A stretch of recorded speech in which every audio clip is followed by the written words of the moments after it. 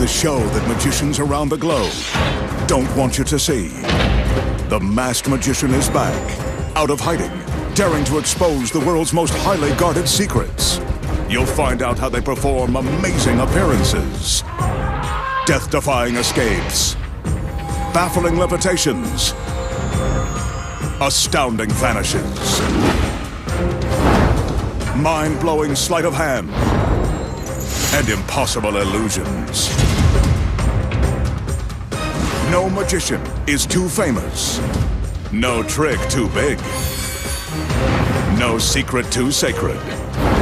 The magician's code will be forever broken on magic's biggest secrets finally revealed.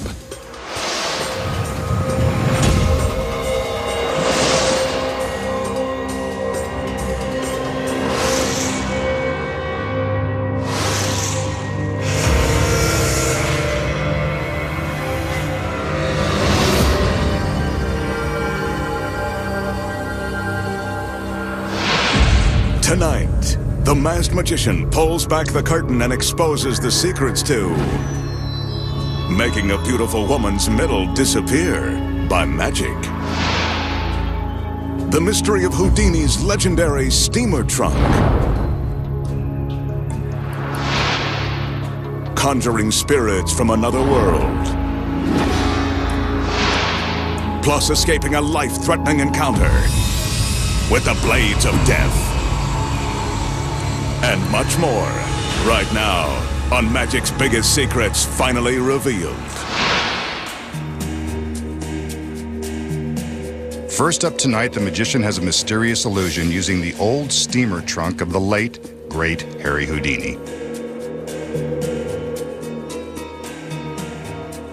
He'll also use this empty wooden frame.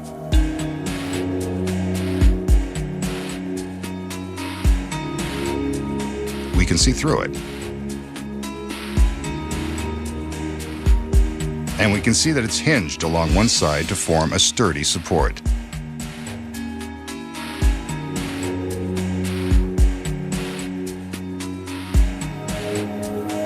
Next, he calls in two of his beautiful assistants and asks for their support.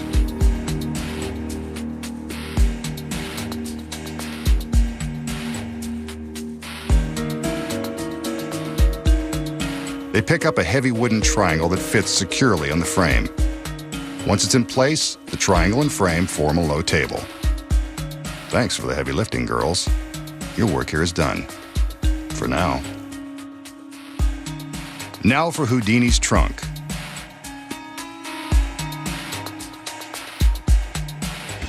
Whoa, careful, it's a priceless antique. And it's empty.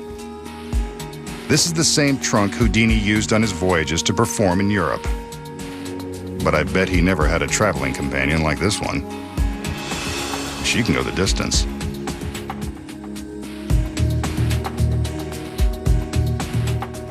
The magician asks her to step into the trunk. Remarkably, she does. I wish he'd tell us that secret. Next, he closes the lid,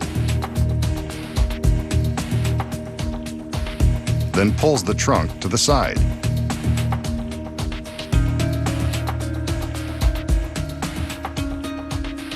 Now he uses the trunk to step up onto the table. Houdini probably wouldn't be too pleased about that. He motions for one of his assistants to return with a large sheet.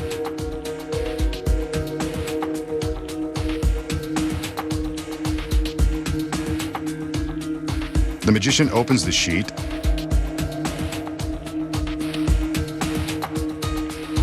eventually and shows us that there's nothing hidden inside. Now watch carefully. He holds the sheet in front of him and slowly raises it up. He lowers the sheet to prove he's still there. He raises the sheet again, and when he lowers it, he's not alone. It's the girl from the trunk, in case you didn't recognize her. But he checks her out just to be sure. And now for the trunk.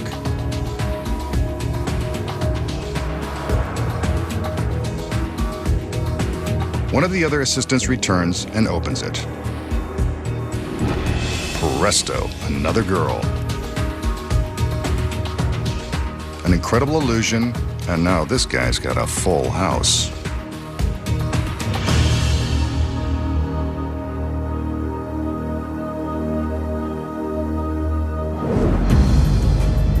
So how did the magician make one assistant disappear from Houdini's steamer trunk, reappear on the table, then conjure up another girl from inside the trunk? Here are the secrets. When the illusion begins, the magician shows us the trunk. The first secret is that hidden behind it is the girl who will appear later. She's on stage from the beginning of the trick. And by the way, that's not really Houdini's trunk. We made that up because it sounded good. Next, the magician displays the wooden frame, making sure we can see through it. Hidden behind the frame is the next secret. Both halves contain hidden black roller shades. On each corner is a spring-loaded release catch. When the girls place the triangular top on the frame, the pressure trips the spring-loaded catches and the black shades are released. The audience believes that they can still see through the frame, but they are really looking at the shades. The key is the black backdrop that matches the black shades. As the girls are distracting us with their exit, the concealed assistant slides from behind the trunk into the table. From behind, we can see how the trunk and table hide her from the audience as she sneaks inside. Now that she's no longer in the trunk, the magician is free to tip it over and show that it's empty. He tips it upright and invites his next assistant to join him. At this point, the girl on the table sneaks back out and carefully climbs into the trunk.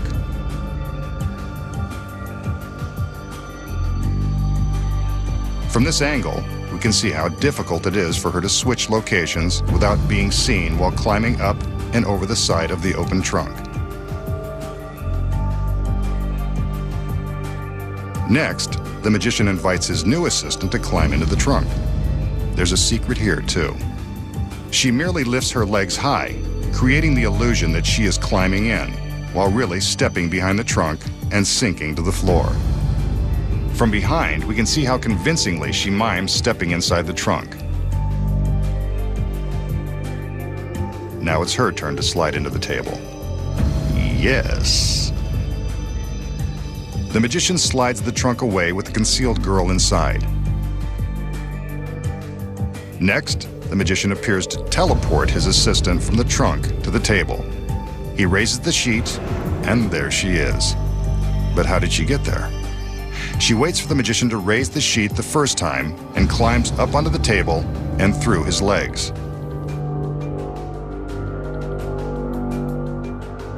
The sheet is lowered, and when it is raised again, she simply stands up, a second before it is lowered for her reveal. Lovely. Finally, the trunk is open to reveal the other girl. And that's how it's done. Next, the magician will demonstrate a popular close-up trick that uses nothing more than an ordinary spool of thread.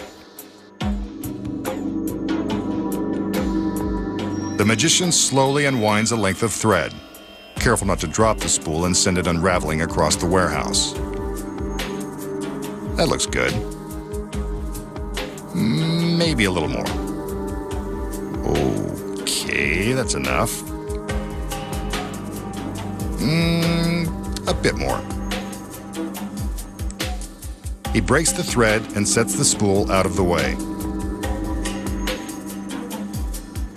As we can see, this length of thread is solid and unbroken. Until now.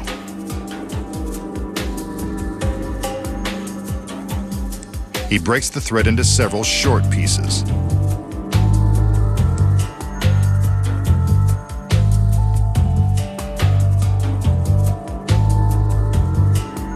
Next, he crumples some of the short pieces into a small wad, rolling it smaller and tighter as he goes.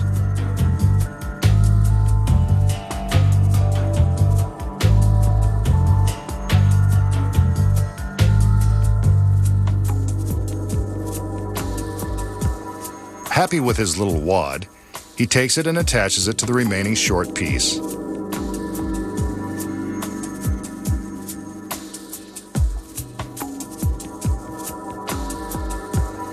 There it hangs. Some magic and presto! The wad begins to unravel. The short pieces have been restored into one long piece of thread. Okay, Masked Man, don't string us along. Show us how you did it.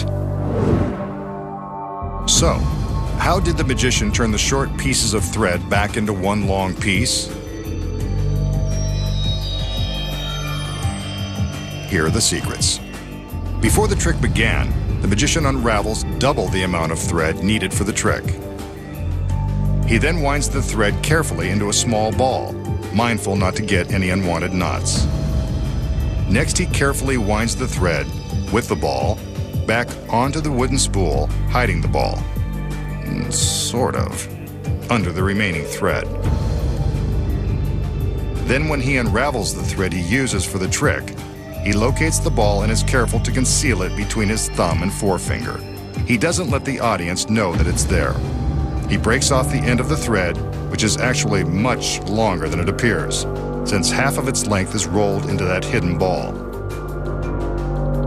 The magician then breaks the thread into smaller lengths, wadding them up in his left hand. Meanwhile, the thread with the concealed ball is held in his right. When we see him supposedly attaching the wad of short pieces onto the thread in his right hand, he's really just pretending to put the pieces together and is concealing this wad in his left hand. But then how does he make his hand appear empty? While he is misdirecting our attention with the ball of thread in his right hand, he's simply throwing away the wad of thread in his left.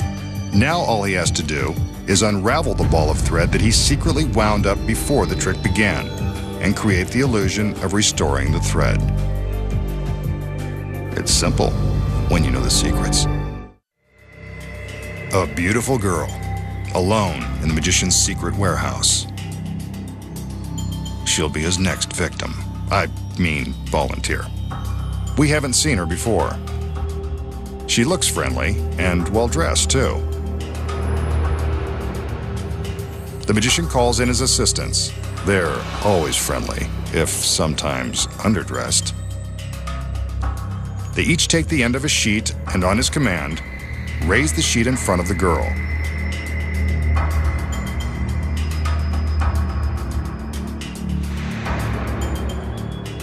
The magician lifts the sheet to prove that she's still there.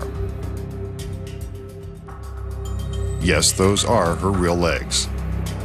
In this mysterious secret warehouse, you can bet that something devious is about to happen. The magician lowers the sheet, and the assistants carefully place it up and over the girl's head. She had her chance to get out of this trick before it started. Let's see how she ends up. The magician raises the sheet to reveal the girl no longer has a middle. Take a closer look. Amazingly, the girl's midsection has actually disappeared. Incredible.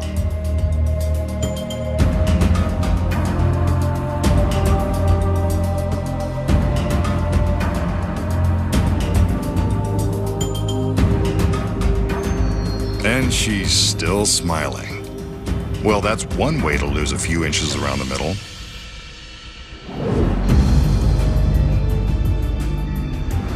So, how does the magician remove the lady's midsection while her head and legs remain visible for all the world to see?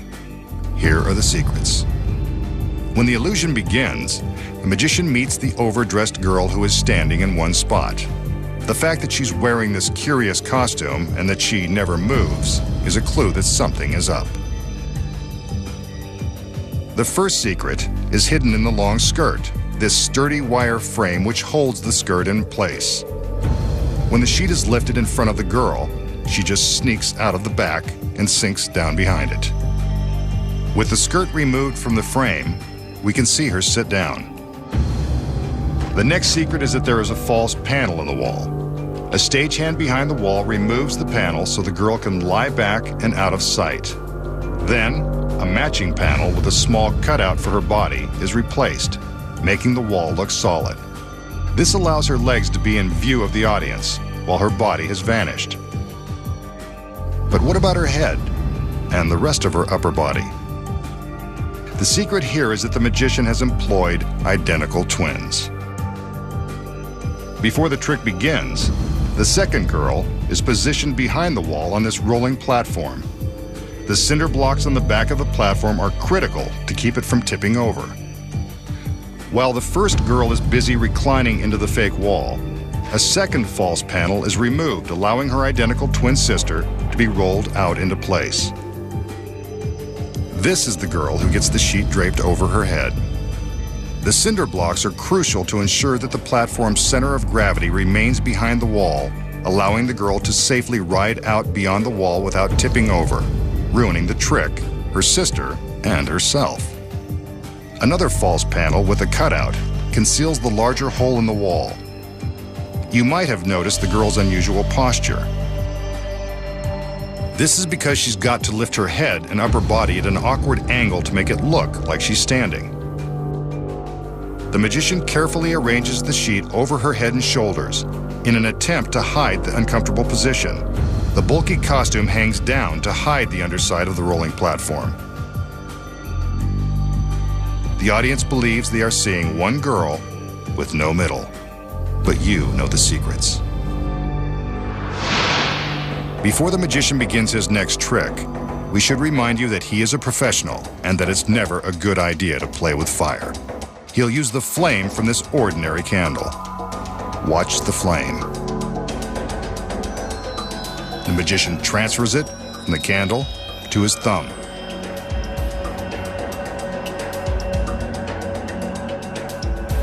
Next, he transfers the flame back to the candle, where it belongs. Amazing. And since the trick is over, he blows out the candle, just to be on the safe side. So how does the magician transfer the flame from the candle to the tip of his thumb, then transfer it back without burning himself? Here are the secrets. The candle is real, and so is the flame. Remember, there is an element of danger.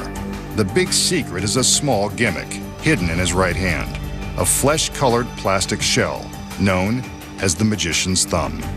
It contains a wick in the end. There's the wick. If we look inside, we can see plenty of wick and fireproof padding to protect his thumb. The wick is coated with lighter fluid, which burns brightly without burning the wick too quickly. When it appears that he is transferring the flame to his thumb from the candle,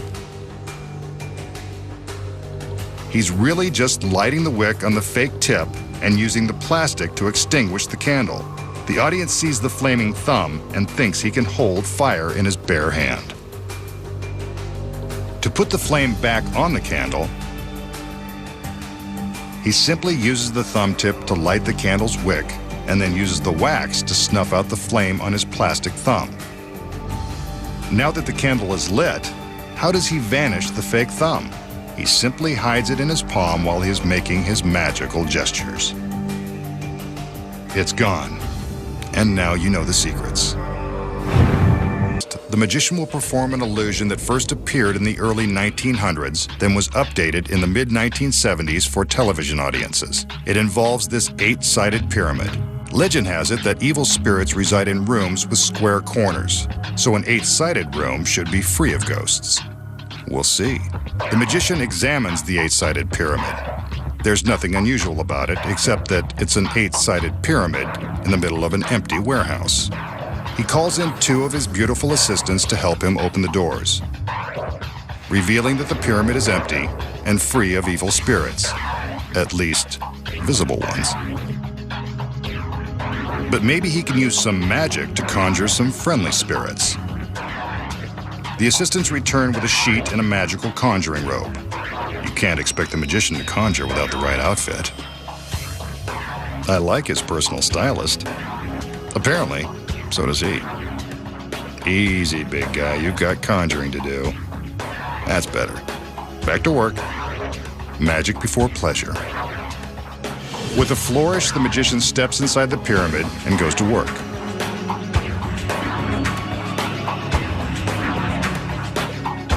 He takes the sheet from his assistant and holds it over the opening. If he can catch a spirit trying to escape from the 8-sided contraption, this is the best place to do it. He gets ready, then raises the sheet. And what's this? He's got a little movement beneath the sheet. Good for him. Looks like he's got a live one.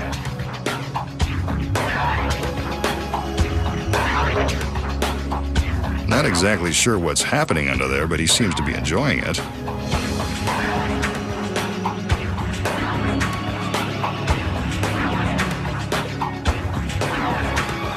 Let's see if he can catch another one. After all, there's another girl standing by with another sheet, which means she wants to see some action too. The magician is happy to oblige, taking the sheet and spreading it out in front of the doorway. He raises it up, hoping he's got some magic left. You can do it. And he does. More jumping under the sheet. This one is even livelier than the first. Twice in one night. Really good for him. But I don't think he's done. After all, the other girl is back with another sheet. The magician steps back into the pyramid, ready to make the magic happen all over again. He gets ready, summoning all of his powers to see if he can make this girl happy, as he takes the sheet from her and spreads it out. He concentrates hard and raises the sheet, giving it a couple of jiggles to get things going. And what do you know? He's managed to find some life for the third straight time. And this one is even bigger than the other two.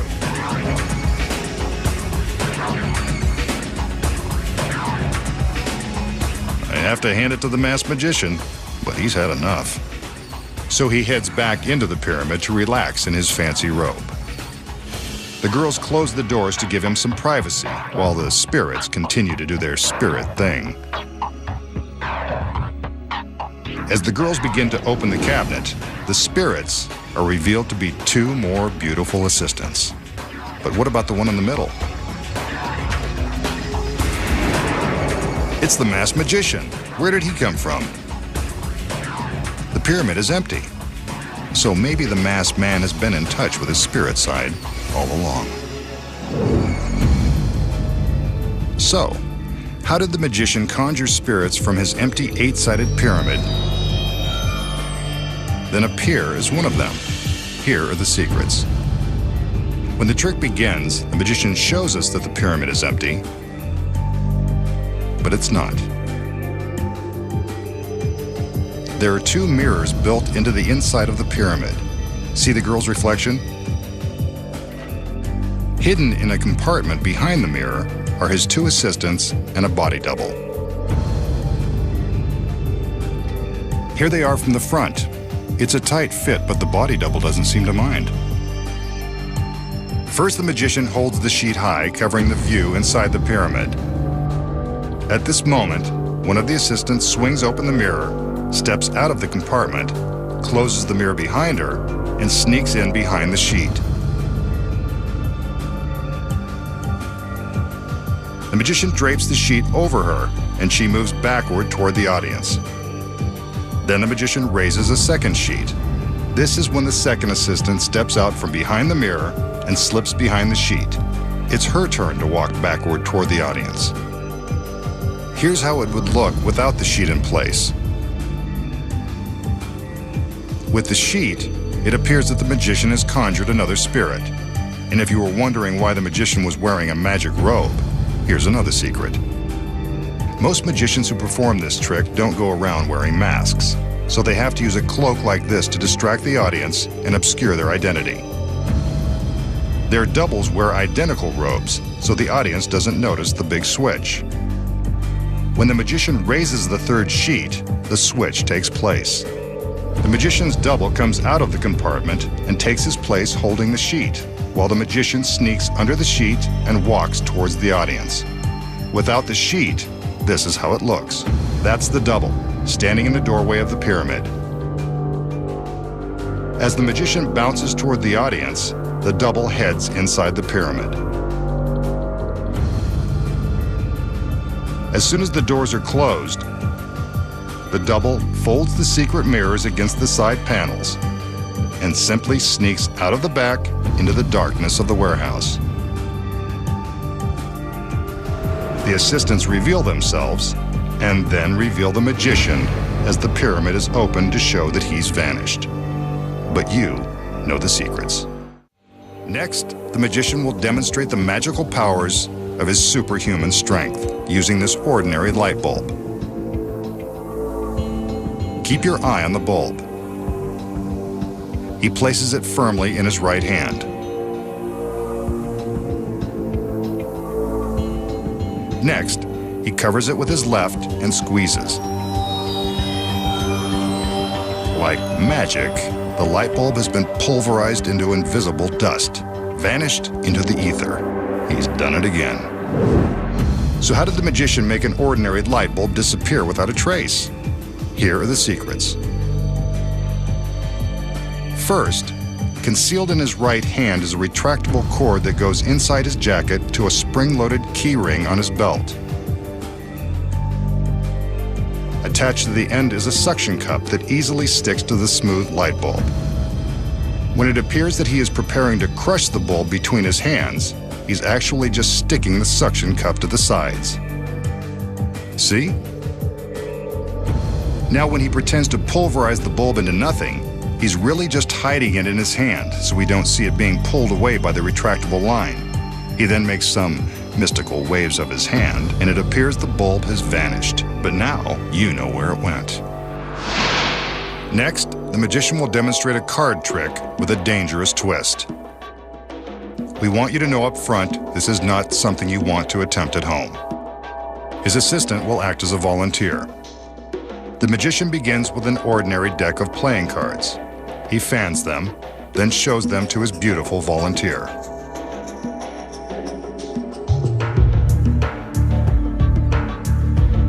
Next, he invites her to pick a card at random and write a name across the face.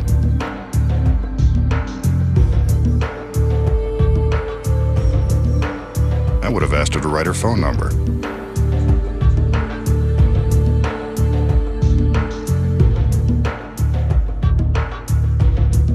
Wow, nice penmanship.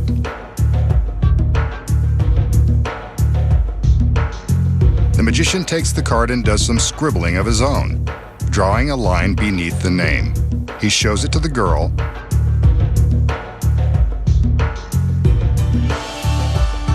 and now he begins to shuffle the cards to bury her cards somewhere inside the deck. He offers the cards to her as he removes a very imposing samurai sword from its scabbard. This sword is very real, very sharp, and is what makes this trick so dangerous. He takes the cards from the girl and positions them in his left hand. With his right, he picks up the sword. He carefully slides the sword into his hand, balancing the deck on the blade. Watch as he counts to 3 and flips the cards into the air, stabbing into them. One card is impaled on the sword, wouldn't you know? There's the girl's chosen 3 of spades, complete with her handwriting. It's a good trick to impress the girls, but I still would have asked for a number.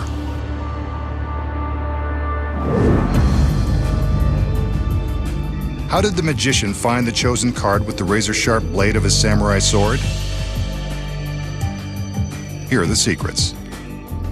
He begins by showing his volunteer an ordinary deck of cards. She makes a genuinely random selection and writes a name across the face as instructed. They place it back on the deck. The magician takes his pen and underlines the name. The first secret is that the pen contains a concealed razor blade. Cool. When he underlines the name, he's really slicing a slit in the card. There it is.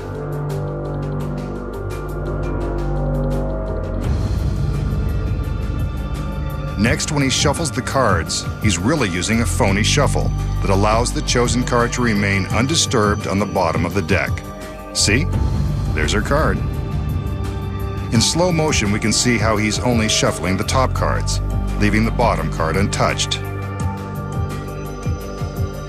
Next, he balances the deck on the blade of the sword. What he's really doing is sliding the sword through the slit he cut with the razor pen.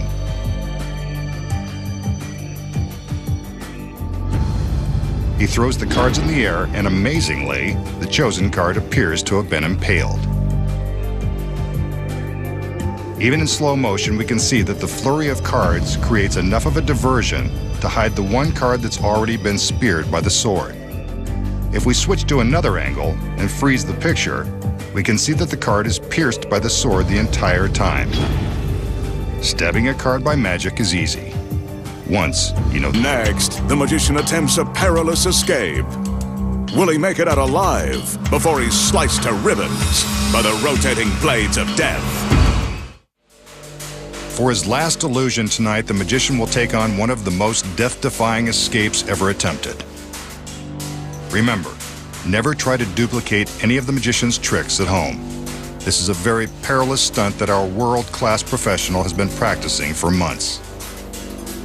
As we can see, giant steel blades provide the danger in this illusion. This triangular-shaped box will provide the magician's prison.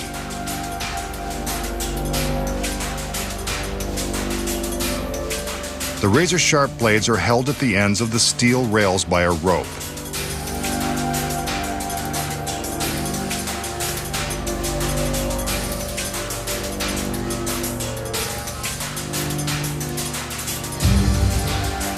Inside the box is a beautiful assistant, but she'd be crazy to stay inside because that box is directly in the path of those terrifying blades.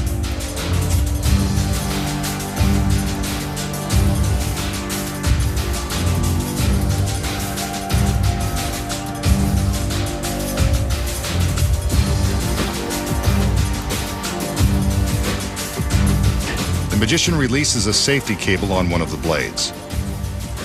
Now things are getting dangerous.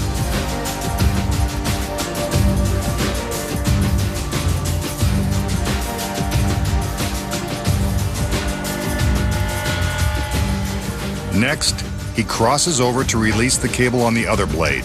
Now a single rope is holding the blades in place.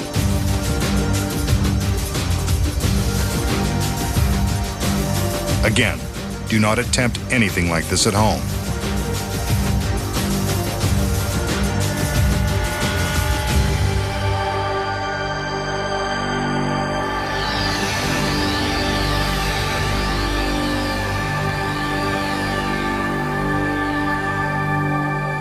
The magician climbs into the box and the door is closed.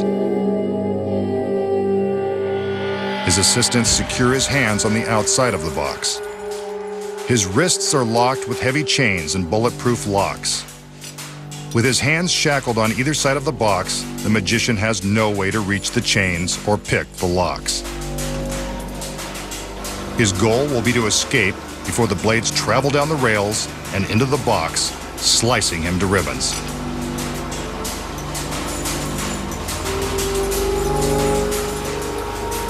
The blades begin to rotate.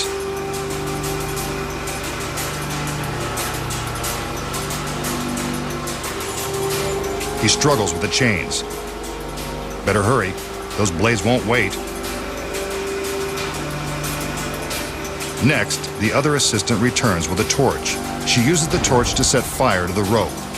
When it burns through, the blades will be sent crashing into the box and the magician. His hands are free, but he's not out. There they go. They've slammed into the box, and he didn't get out in time. They're still spinning. All hope of escape is now lost. The executioner is back to open the box. This won't be pretty. He's gone. Where did he go? Right here, of course. The magician is turned into the executioner, safe and sound, with his beautiful girls by his side. How did he do it? Here are the secrets. At the start of the illusion, the magician reveals an assistant inside the triangular box. This is to show that there isn't much room inside the box. But there is room, and she wasn't alone. Hidden behind this false panel is the magician's body double.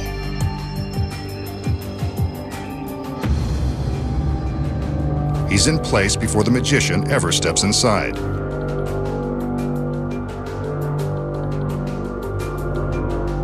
When we see the magician climb into the cabinet, he's really just slipping out through the back.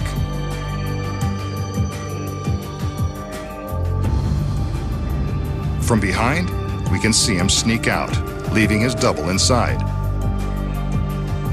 The double then slides back to replace the magician, and it's his hand we see being shackled and chained. Next, the double flips a switch to activate the blades. Then his other hand is locked in place, and the audience thinks the magician is secured in the cabinet and struggling to escape. Meanwhile, the magician is being wheeled off stage inside the staircase the assistants used to reach the top of the box. With the spinning blades and flaming torches, the audience doesn't even notice that the girls are taking the staircase off stage. Next, the executioner enters to light the rope and add some danger. Off stage, the magician is slipping into an identical executioner's robe. Now, while the rope is burning, we see the double slip out of the manacles. But how? He simply slides his hands out of the chains and into the box because the chains have been rigged. The metal frame that holds the chains contains a spring-loaded pulley which allows him to slide the chains out, releasing enough slack to slip his hands through. The audience thinks they see the flames burn through the rope, sending the blades into the box. But inside, it's really the double pulling a ripcord and releasing the blades. The burning rope is just for dramatic effect. But how does the double escape being sliced to shreds by the blades? With the front of the box open, we can see that the blades are carefully positioned to enter the front half of the box.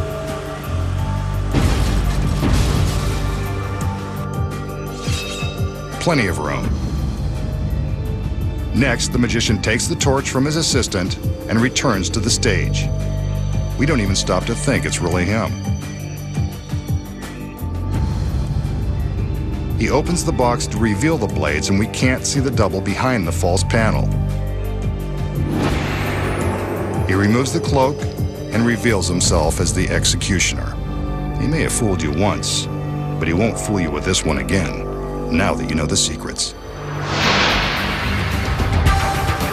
Next time, the Masked Magician returns to reveal more of magic's biggest secrets.